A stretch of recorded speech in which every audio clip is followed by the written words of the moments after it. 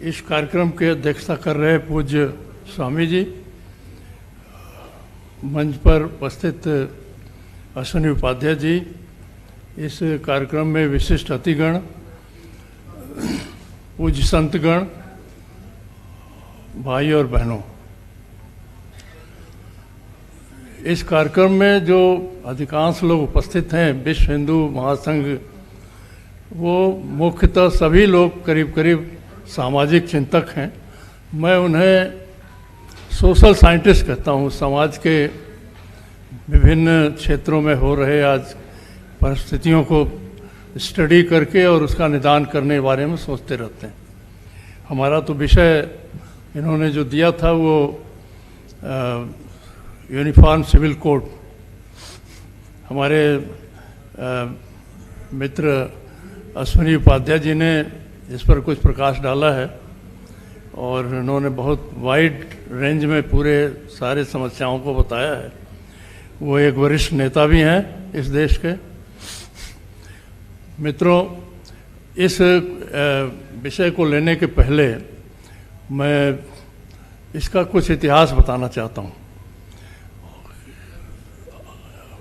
British शासन के आने के बाद, ब्रिटिश शासन के पूर्व जो इस्लामिक पीरियड था, उसमें इस्लाम मानने वालों को एक वरीयता था, वो फर्स्ट क्लास सिटीजन थे, और जो हिंदू थे उनको टैक्स देना पड़ता था और वो जिम्मी कहलाते थे, सेकंड क्लास सिटीजन थे। उनके लिए अलग कानून था और इस्लाम मानने वालों के लिए अलग था। लेकिन जब ब्रिटिश शासन आया तो उन्होंने एक कमीशन बनाया, लेक्स कोशी कमीशन 1835, और उसने ये निर्णय किया कि जो क्रिमिनल सिस्टम है वो एक रूपता हो, ये नहीं कि मुसलमान, ईसाई और हिंदुओं के अलग हो। तो उनके रिकमेंडेशन पर जो क्रिमिनल लॉ था उसमें एक रूपता लाई गई और सबके लिए एक समान।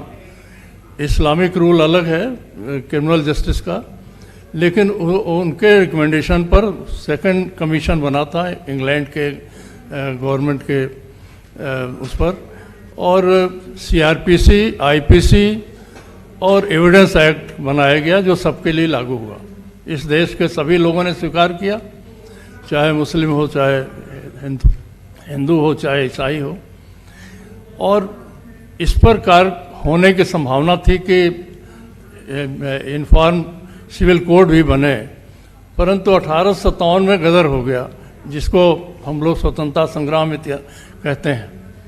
उसके बाद 1858-59 में इंग्लैंड की महारानी ने घोषित किया कि हम पर्सनल लॉ पर कोई कार्य नहीं करेंगे। उसके बाद हिंदुओं के लिए कुछ कानून बना, अलग एक्ट बना, ईसाइयों के लिए मैरिज अलग बना, हिंदुओं के लिए अलग बना, आगे चलकर मुसलमानों के लिए भी कई एक्ट बने, शरिया एक्ट और मैरिज एक्ट के बारे में। परंतु जब भारत का संविधान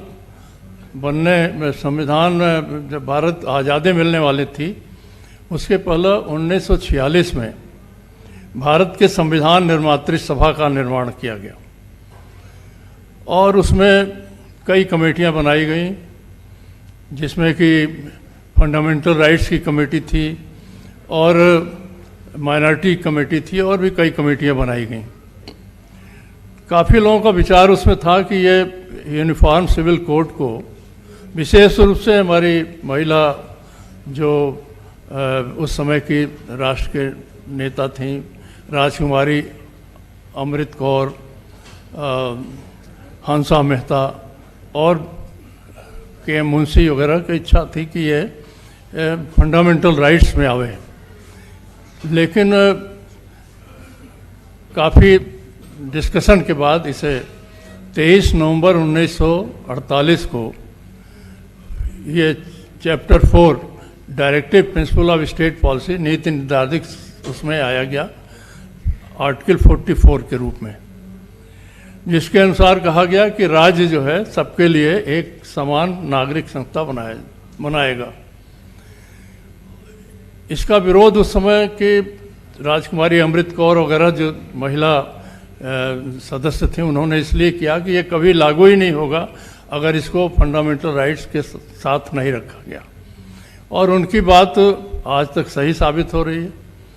परंतु ये आर्टिकल 44 लागू ये भारत के संविधान में लागू हुआ। जब इस समय बहस चल रही थी तो मद्रास के और बिहार के जितने मुस्लिम सदस्य थे उन्होंने इसका विरोध किया कि कॉमन सिविल कोड नहीं बनना चाहिए। परंतु उनकी बात को विचार करके और उसको रिजेक्ट करके और यूनिफॉर्म सिविल कोड आर्टिकल 44 के रूप में बनाया गया। अब इसमें होगा क्या, दो चीज़ें और हम यहाँ बताना चाहते हैं आपको। एक तो उत्तर प्रदेश में जमींदारी एबोलिशन एक्ट लागू हुआ 1952 में।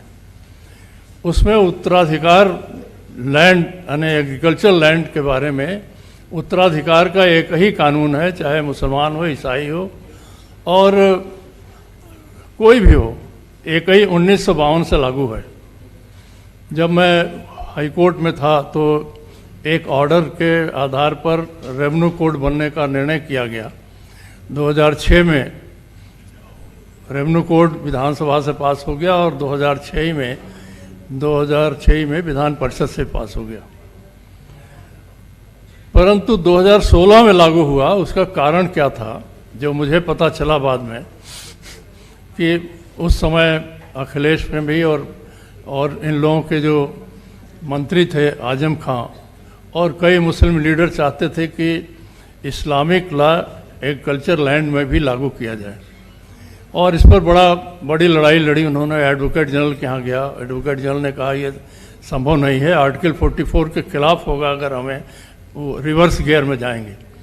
उत्तर प्रदेश में लैंड लॉ में एग्रीकल्चर लैंड में उत्तराधिकार का कॉमन सिविल लॉ लागू है। और उसी पर गोवा में है। गोवा में मैरिजेज वो 1870 का जो गोवा का सिविल कोड है उसके अनुसार चाहे हिंदू मुसलमान ईसाई कोई हो एक ही शादी कर सकता है और उसका रजिस्ट्रेशन कंपलसरी है। उसमें कुछ और एक्सेप्शंस हैं, परंतु जो भी मुस्लिम वहाँ रह रहे हैं गोवा में वो एक ही शादी कर सकते हैं। ये लागू है, 1870 से लागू है। अब इसके बारे में समय समय पर बहुत से मामले आए कोर्ट में। डीपी जोशी का केस 1955 में आया सुप्रीम कोर्ट में। भारत के कॉन्स्टिट्यूशन बेंच के सामने ही गया कि उनका ये कहना था कि कॉमन सिविल कोड तुरंत लागू किया जाए, क्योंकि हिंदू जो जवाहरलाल नेहरू चाहते थे हिंदू कोड बिल, और उसके बाद उन्होंने सरदार पटेल के मृत्यु के बाद यूपी हिंदू मैरिज एक्ट और 4 एक्ट जो है succession act, minority guardianship act वगैरह वगैरह लागू करा दिया था। तो उन्होंने एक पिटीशन फाइल किया। उस समय मध्य भारत था, लेकिन सुप्रीम कोर्ट ने कहा कि ये काम पार्लियामेंट का है, हम तो कर नहीं सकते। ये ऑब्जर्वेशन के साथ वो उसको खत्म किया गया। बाद में 1995 में 5-6 केसेज आए। सबसे महत्वपूर्ण तो आप लोग जानते होंगे कि वो शाह बानो केस, उसमें एक महिला को जो है जिसको तलाक दे दिया गया था, उसके बारे में भारत के सीआरपीसी में 125 में जब तक उसकी रीमैरिज हो तब तक उसी हस्बैंड से मेंटेनेंस मिलेगा, इसका ऑर्डर सुप्रीम कोर्ट तक था। परंतु राजीव गांधी की सरकार ने उसको रिवर्स कर दिया और एक एक्ट अलग बना दिया जिसके अनुसार कि वो हस्बैंड नहीं उसके अन्य रिश्तेदार होंगे और नहीं होगा तो वक्फ बोर्ड देगा। इस तरह का अमेंडमेंट किया 1986 में। उसमें है साथ साथ अभी ट्रिपल तलाक का मुकदमा आया, उसमें सुप्रीम कोर्ट ने ये कहा कि कॉमन सिविल कोड बनना चाहिए। कई ऐसे मुकदमे थे। एक में क्रिश्चियन लेडी थी IAS, उसने एक सिख लेडी से शादी किया, उसमें भी डायरेक्शन हुआ। 15-16 ऐसे जजमेंट्स हैं जिसमें सुप्रीम कोर्ट ने डायरेक्शंस किए कि आप जो है तुरंत इसको लागू करें। परंतु अभी तक पार्लियामेंट में प्राइवेट बिल तो आया है चंद्रकांत खैरे का, 2018 में उन्होंने यूनिफॉर्म सिविल कोड लागू करने के लिए एक प्राइवेट बिल दिया, परंतु अभी तक ये लागू नहीं हो रहा है। ये लागू होना तुरंत ज़रूरी है और उसके कारण जितने ये हमने 15-16 एक्ट इसमें जो लागू है इसमें विभिन्न विभिन्न पंथों के लोगों के लिए, वो सब रिपील हो जाएगा और एक ही कानून से सबके गैर धार्मिक मैटर्स जो है, जैसे सक्सेशन है, मैरिज डिसोल्यूशन है, अडॉप्शन है, ये सब चीज़ें जो धर्म से संबंधित, मान लें कि नमाज हम कैसे पढ़ें, किस तरह से अल्लाह की पूजा करें, ये धार्मिक फंक्शन है, पंथ का फंक्शन है। हम यज्ञ करें, क्या करें, ये धर्म का पार्ट है। ये सब जो है वो सामाजिक स्थिति के लिए है कि विवाह हो, विवाह विच्छेद, उत्तराधिकार किसको मिले, कैसे मिले, एडॉप्शन कैसे हो, ये सब ढेर सारी चीज़ें हैं जो कि धर्म या पंथ के किसी भी रिचुअल से संबंध नहीं है। तो इसके बारे में समय समय पर 15-20 ऐसे जजमेंट्स हैं सुप्रीम कोर्ट के, जिसमें उन्होंने कहा है कि तुरंत लागू किया जाए, और परंतु अभी तक ये लागू नहीं हो पाया है। इसका तुरंत लागू होना अत्यंत आवश्यक है।